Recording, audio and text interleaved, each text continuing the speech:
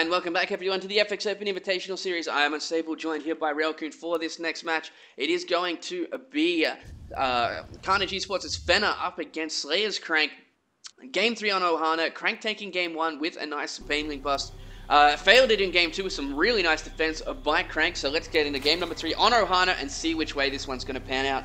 Of course, we do have FXOIS down here at the bottom right-hand corner as our orange Zerg. And then, of course, Crank up here at the top left as our pink Protoss. So let's have a quick recap of the first two games. It was a really greedy build by Crank on Game 1 that allowed FXOIS to really just come through and crush it. It wasn't even a question if he was going to win that game after the build orders were chosen.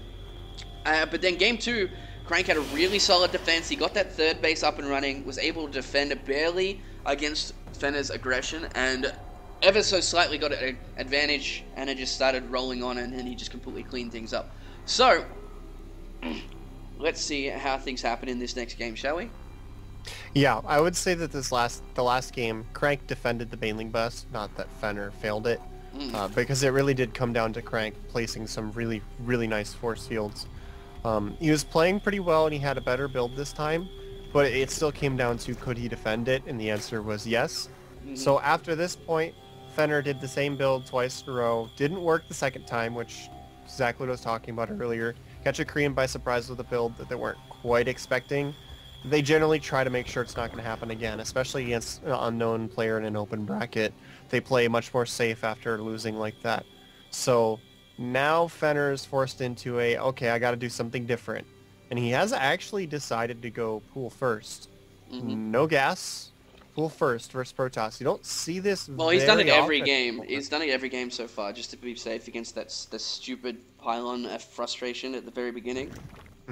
So, doing the pool first is going to allow him to actually defend any kind of frustrating thing like that, as well as guarantee the pool the hatch timing as well.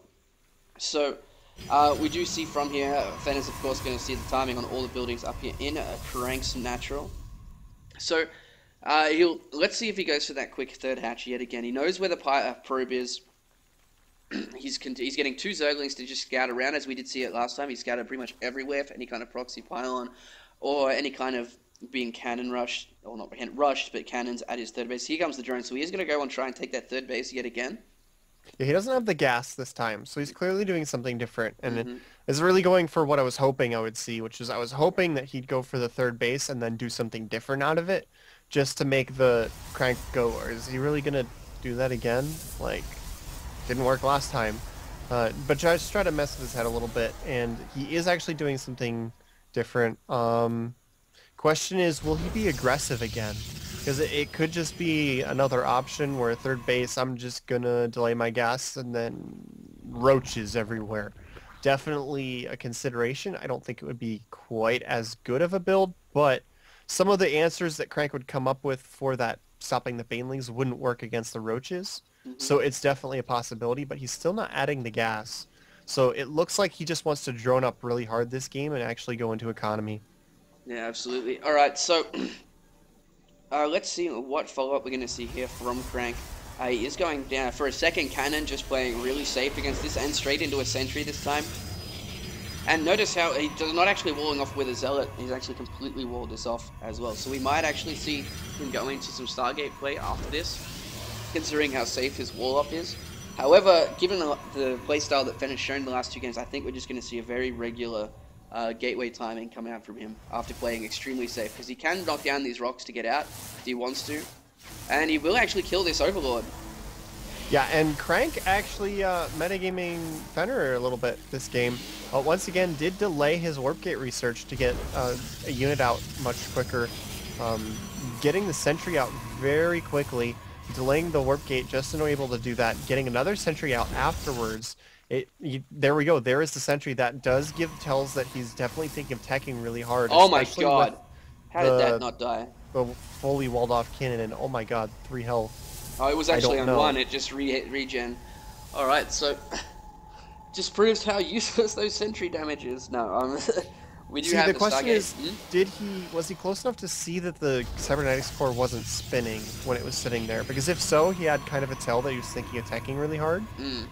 And if it wasn't in range, I wasn't actually paying enough attention, then he didn't get that tell, and the sentry chasing him out is kind of normal. Yeah, absolutely. All right, so Stargate's out now. We've got a Void Ray on the way. We'll be able to clean up that Overlord. But is he going to actually give away the fact that he has this with this Void Ray out or not? That's the question. We have seen quite a few games recently where the Stargate tech is being hidden just to be more effective later on. But FXOIS is droning up quite nicely at the moment. He's got all 3 bases. Only has 3 gas at the moment. I don't think he's really worried about hiding it if he's going to build it there, to be honest. Because just a random Zergling right up the ramp will see it at that point. So he's probably just going to send the Void Ray out hunting Overlords, because he also just followed it up with a robotics facility. So yeah, there we go. He's going to kill off that Overlord so he can find any more. And be like, hey, look, I've got a Void Ray. Build Spore Crawlers. Meanwhile, he switches into robotics tech. Like, kind of standard type thing that happens. But the Zergling might spot the robotics too, depending on how close it gets. Oh, he backs off really quick. Does not suicide it in for scouting information. So he does not see that. That's really important. We do have a Phoenix out now as well. He's going to be hunting down Overlords quite nicely. There's 4 Zealots over here by Crank down at the bottom left-hand corner. It's actually quite frustrating to see that pink on the minimap if you glance at it. Oh, God. Look at that. Production tab. 7 Spore Crawlers on the way.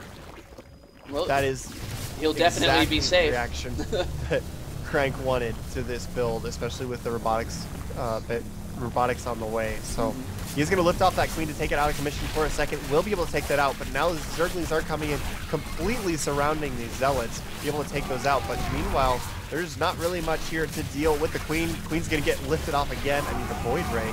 So this Void Ray is going to do a good amount of damage. This other Phoenix is not going to have enough energy for a lift again, so the Void Ray is forced to retreat. Barely going to get away. Very deep red health. But he has forced a definite reaction from FXOIS and is switching directly into Colossus tech. Yeah, he is. We do see that FXOIS knows about this pylon here. Unfortunately, can't really deal with it because there's so many Zealots coming out here from Crank. We do see +1 finishing up very shortly, going to make them even more effective up against these Zerglings. He's also got an Observer out to clear out creep, using it to clear out as many creep tumors as he can. So really halt this creep, which is going to be really good for some of these mid-game pushes that he's going for. A bunch of Roaches coming out to stop this, like you were saying. They won't be able to take it out, but these Phoenixes and the Void Ray are going to do quite a bit of damage. He's got to get these back under cover of the Spore Crawlers, actually, because he just doesn't have any anti-air with all of those Queens going down. Oh, needs to be careful with that Void Ray. Does not have much armor left at all, so he's going to be very, very careful. We do see, looking at the working out, 55 to 58. FXOIS has been defending quite well so far. Pretty much even on that resources lost tab, but he is going to lose all this creep. Yeah, and that's really nice. This is actually looking closer to an old-fashioned Phoenix Colossus build from Crank. And the way that he got FXOIS to react is going to mean this is going to work out pretty well. FXOIS realizes he's in trouble. It's got all these Roaches sitting around. He's going to send them across the field to do an attack, because it's really his only option at the moment, because otherwise he's going to be in a tough spot. But if you look back, Crank has quite a few units. He's got sentries to force field as well as cannons coming online at the same time. And the first Colossus, where did it go? I thought there was a Colossus out. Or is that still the first one? I guess no, there is one. There it is. Almost getting caught by the Roaches. FXOIS could have stopped and sniped that, and that would have been pretty close to worth it, but he just didn't react. Well, he's lost his creep. He is currently even on worker supply. However, he doesn't really have the tech to be able to deal with this. He's got Infestors on the way. Passaging Glands is about to hit the point where he can start making Infestors to come out with energy. Twilight Council as well here for FXOIS. So this is going to be quite frustrating for FXOIS to actually try and deal with here. He's got Burrow on the way as well. However, with this 3-base Protoss here, as soon as there's like 3 or 4 Colossi, he's just going to move out across the map, and I don't think there's any way that FXOIS can really stop him. Yeah, especially with the Phoenixes. None of the Phoenixes have really gone down. I think he lost 1, so he's down from 5 to 4. But still, that's going to be really good support for his Colossus, meaning that FXOIS can't go for the air response. He's forced into going for those Infestors. And Crank knows that it's going to be the Infestors is really the only thing he has to worry about at this point. So it just allows him to prepare for that specifically. He's got Blink on the way, continuing the upgrades from his Forge quite nicely. You can see that he's got level 1 weapons already done, armors being chrono boosted out pretty quickly.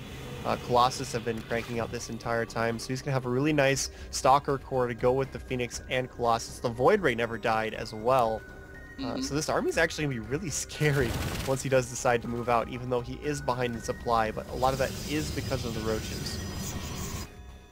Yeah, that's very true. We do see FXOIS moving out in the middle of the map. Now, he only has +1 for his roaches, +1 for his Zerglings, going to finish up shortly as well. Needs to be careful with these infestors, though. There are observers everywhere, so you will be able to see what's going on. But attacking into here with these Colossi and this wall off here is probably going to be a death sentence for FXOIS if he wants to go for it. We do see him moving up. He does see the wall off there. Does he see the army composition? He will now, as he does try and come into it. The Zerglings being shredded here by these Colossus. Infested Terrans going down everywhere. But look at this. Crank is actually out of range of all of these units. With the force fields, he can just back off and kill the Infested Terrans. Attacking into here is really just a really big mistake from FXOIS. Really just taking the game out of his own hands, pretty much. Like, because Crank was probably attacking pretty soon, and it was going to be difficult for FXOIS to defend it, and then FXOIS just attacks before Crank could. And now he's picking off really Infesteds left, right, and center as well. Yeah, he's actually lifting them out of burrow, which is something you can do. A lot of people are not aware of using the Infestor. Then he dropped a bunch of Infested Terrans, but he doesn't have detection here, so that does not stop the Observer at all. FXOIS kind of falling apart here at the end of the game, but Crank is just going to finish it for him as this army comes in. There's just nothing to deal with this unit composition. No, he's going to try one last-ditch effort, though. Of course, Crank does have Blink. He's going to go for it. He's actually trying to target down these Colossi, but the Roach is dropping extremely quickly. He is evening out this Stalker count, though, but look at that, it's just not enough. Yeah, the Stalkers aren't the problem, though. It's those 3 Colossus with the 4th one coming into support right at the end that really tore him apart. There's the GG. Alrighty, so Crank will go on to play parting in the winners match here for Group F. And FXOIS will drop down to play the STC in the losers match. So let's jump straight into that winners match just after our 2-minute commercial break and see what happens.